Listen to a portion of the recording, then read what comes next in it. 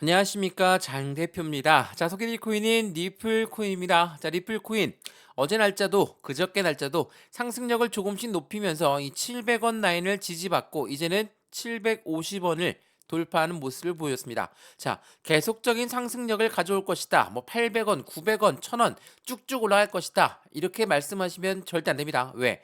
해당되는 부분은 계속 올라가서 급등력을 보여주는 거 없습니다. 상승과 하락을 반복적으로 보여주면서 움직일 거니까 우리 이 관점에 맞추어서 확실하게 저점 라인을 잡고 지금도 여전히 매입단가 높으시고 있다면 추가적인 매수와 신규 매수 타이밍을 잡아서 확실한 수익 구간을 만드는 데 중점을 가야 되겠죠. 물론 신규로 들어가기에는 너무나 좋은 시점이라는 것도 다시 한번 체크하시면 좋을 것 같아요. 자, 우리가 리플 코인에 투자하고 있는 이유 중에 가장 큰 이유는 뭡니까? 이 CBDC라는 디지털 화폐의 중추적인 역할을 하고 있는 게 리플이다. 제가 이 부분 여러 번 설명해 드렸죠. IMF라는 국제 통화기금 또한 이 리플과 손을 맞잡고 있죠. 두 번째로 뭐가 있습니까? 코인과 코인의 송금 시스템을 구축하고 있다. 세 번째 뭐가 있죠? IPO부터 ETF까지 현재 리플이 갖고 있는 상승 모멘텀은 이렇게나 엄청나게 중요하게 쓰일 수가 있는 모멘텀입니다. 근데 이러한 모멘텀을 갖고 있지만 왜 이렇게 하방 압박을 가져오면서 내려왔을까? 그 이유는 고래들의 움직임에 따라서 해당되는 리플 코인의 움직임이 좌우가 되었기 때문에, 그리고 SEC라는 미국의 증권위원회가 계속적으로 리플을 압박했기 때문에 뭐 여러 가지 이유가 분명히 있습니다. 그래서 오늘 이 영상에서는 그러한 부분들을 하나씩 하나씩 잡아드리면서 리플 코인, 그럼 우리가 어떻게 매수와 매도에 대응할 수 있을지 체크하시면 너무나 좋을 것 같거든요. 자, 우선은 차트를 먼저 보면서 말씀을 이어가 볼게요.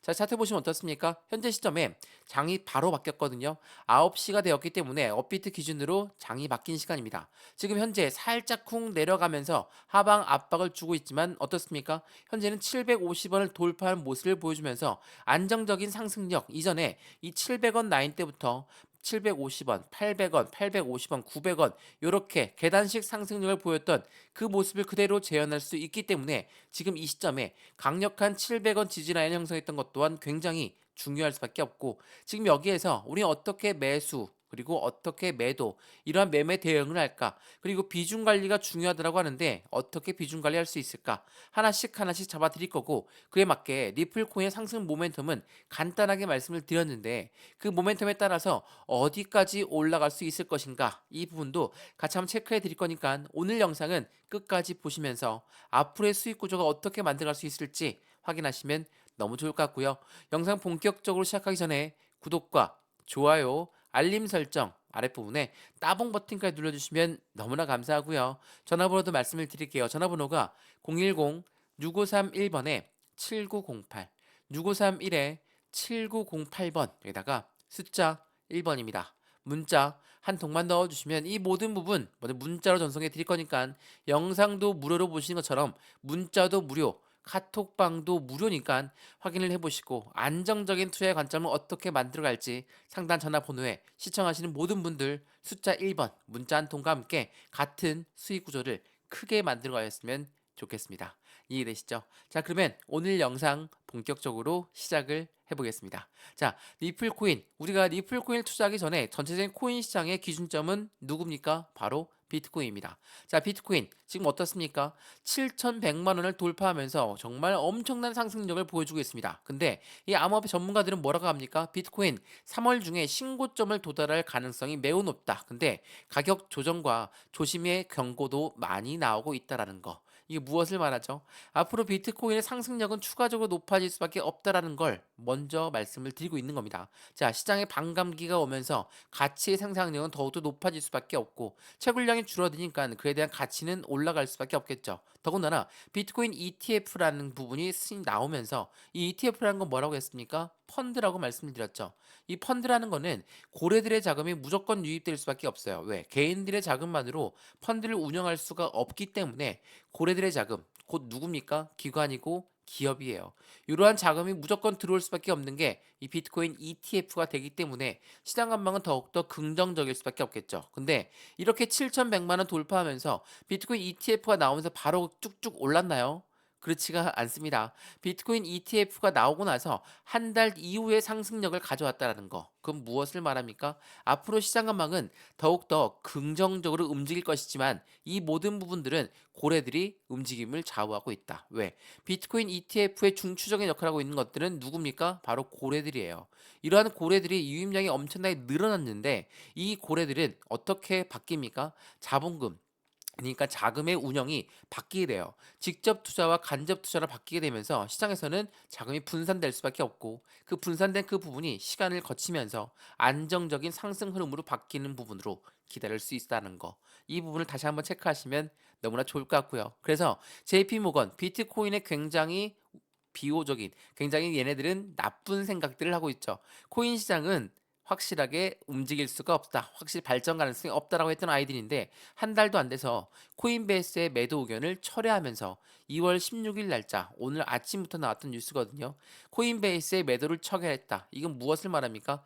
코인베이스라는 거래소는 미국 주식시장에 상장은 되어 있지만 코인 자체가 굉장히 우호적이지 않았던 JP모건은 매도 의견을 냈었죠. 근데 그 부분이 코인 시장 자체가 엄청난 상승력을 가져오면서 더군다나 비트코인 ETF가 은 ETF를 뛰어넘고 이제는 금 ETF까지 기다리고 있다라는 거. 얘네들을 뛰어넘는다면 확실하게 비트코인은 안전자산으로 갈 수 있는 확률이 매우 높아진다는 걸 알고 있기 때문에 매도 의견을 철회할 수밖에 없겠죠. 제가 왜 이런 이야기를 먼저 말씀을 드리냐? 자, 비트코인 또한 마찬가지로 상승력을 쭉쭉 보일 부분이었지만 하방 압박을 가져오면서 그에 대한 조정 라인을 가져왔습니다. 자, 지금 이거는 리플 코인이거든요. 리플의 주봉의 모습인데 어때요?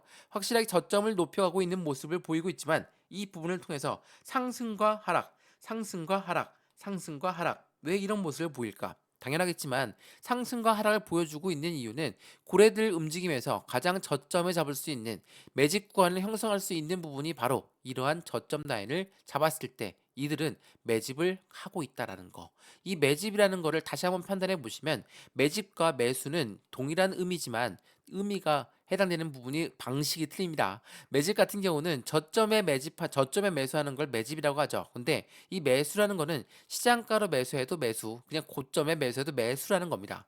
이 의미가 틀린 부분이에요. 그렇기 때문에 이 매집을 하고 있는 고래들 입장에선 어떻게 해야 될까요? 그냥 쭉쭉쭉쭉 올리면서 들고 가야 될까요? 아니면 다시 한번 내려오면서 이 저점에 매수를 새롭게 해야 될까요? 비중을 추가하려면 확실한 저점을 만들어 가야 되겠고 그러한 저점을 만드는 과정에 있었다는 거. 제가 댓글 중에 이런 댓글이 있더라고요. 니플 코인 그래 1년 동안 얼만큼 올렸냐? 이거밖에 오르지 않았느냐? 이걸로 많이 오른 거 아니다. 라고 말씀하시는데, 네, 틀린 말씀 아닙니다. 많이 오른 거 절대 아니거든요. 근데, 작년 이 기준을 말씀을 드리면서, 솔라나 같은 경우는 1100%가 넘게 올랐는데, 그리고 비트코인은 7천만 원을 뚫고 올렸는데, 여전히 리플은 이 단가, 700원, 750원 뚫었다고 좋아할 일이 아니다. 네, 좋아할 일 아닙니다. 근데, 솔라나 같은 경우는 1100만 원을 죄송합니다. 1100%를 올랐다고 했는데 이 솔라나가 그냥 쭉 올랐습니까? 아니에요. 1년 동안 잠잠히 있다가 3개월 내에 오른 게 바로 솔라나였어요. 그 말은 있으면 뭡니까? 이 해당되는 리플 코인 또한 마찬가지지만 확실한 모멘텀을 반영하기 전까지 고래들이 매수하기 전까지는 절대 움직임을 그렇게 많이 보여주지 않습니다. 매집이 완료되기 전까지. 더군다나 리플 같은 경우는 상승에 대한 모멘텀이 많죠. 그러한 모멘텀들을 어떻게 반영할 수 있을까? 자, 이거 한번 보세요. 리플이 왜 이런 뉴스가 나올까요? 리플이 바닥을 쳤다. 그리고 XRP 고래들 해당되는 리플의 고래들은 부정적인 이슈에도 강세 포지션을 늘렸다라고 합니다. 강세 포지션을 늘렸다는 건 뭡니까? 롱 포지션을 잡았다라고 우리는 이야기를 하죠. 자, 그만큼 리플 코인의 고래들은 왜 이렇게 자꾸 유입되었을까? 그리고 700원 라인의 밑으로 떨어졌을 때도 이 고래들은 매도를 안 하고 버텼다. 이게 언제 나왔던 뉴스입니까?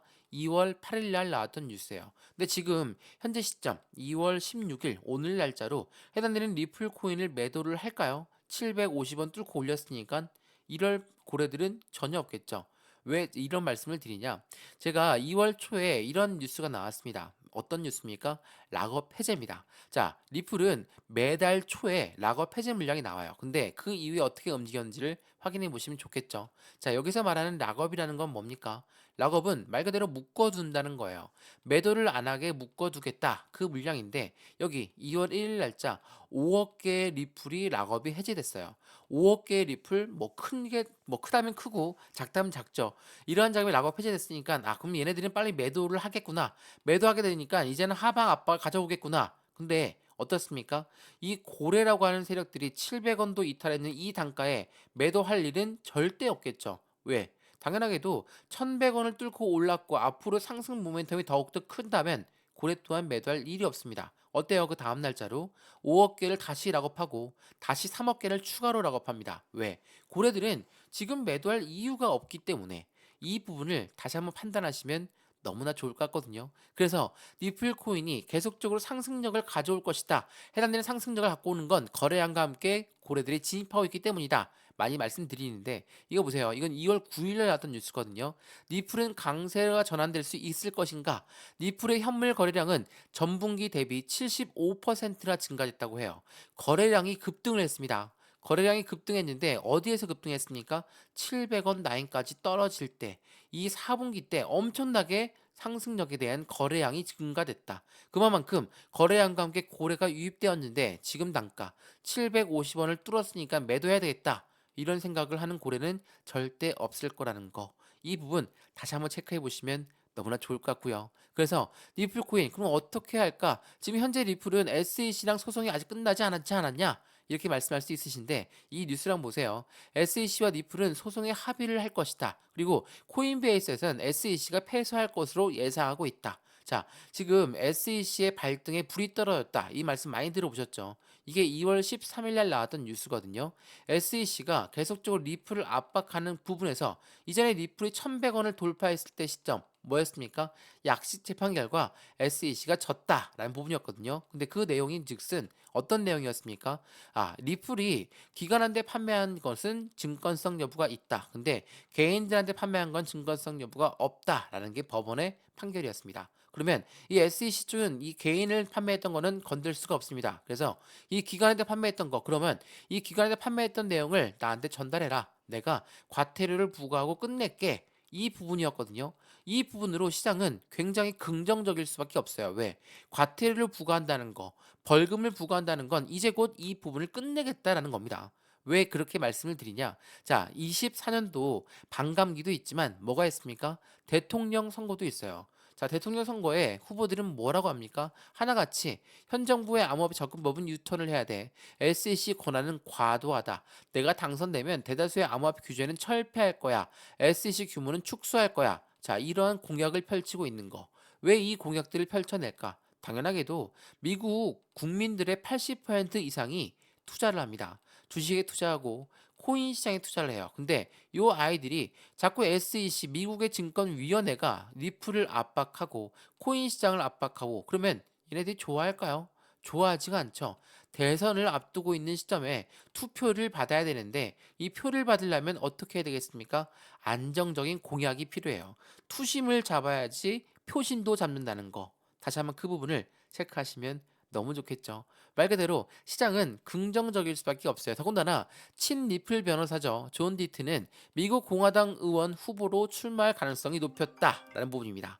이러한 부분과 함께 엘리자베스 워런과 맞붙을 수 있는 이 부분이 형성이 된다고 한다면 확실한 리플 코인 상승 여력은 더욱더 커질 수밖에 없는 관점을 가져오겠죠. 이게 굉장히 중요할 수밖에 없고 이러한 부분들과 함께 시장은 더욱더 큰 상승력을 같이 가져올 수밖에 없다. 더군다나 리플 내부적으로도 엄청나게 많은 사업을 확장시키고 있습니다. 자, 스탠다드 커스터디를 인수하면서 신탁은행을 인수했습니다. 그만큼 이 리플은 미국 내 사업을 계속적으로 확장했고 MTL 서비스라는 송금 사업까지도 3년 만에 재개하면서 그 부분은 더욱더 기대감을 크게 만들고 있다는 것도 다시 한번 체크하시면 너무나 좋을 것 같고요. 그런 부분에서 니플 코인 지금 현재 시점 물론 많이 올라가서 영상을 여러 번 찍어드린 것도 아닙니다. 이전에 엄청나게 하방 압박 가져왔을 때도 영상을 찍어드렸던 것처럼 지금 이 시점을 우리 어떻게 대응 전략을 세우냐에 따라서 확실한 수익 구조는 더욱더 커질 수 있다는 거. 매수와 매도의 관점, 비중을 어떻게 잡을까, 그리고 안정적인 리플의 상승 모멘텀이 이렇게 있다면 그 모멘텀에 따라서 목표가는 어떻게 설정할 수 있을 것인가, 이 부분도 다시 한번 체크해 보시고 확실한 수익 구조를 함께 같이 만들어 가시면 너무 좋겠습니다.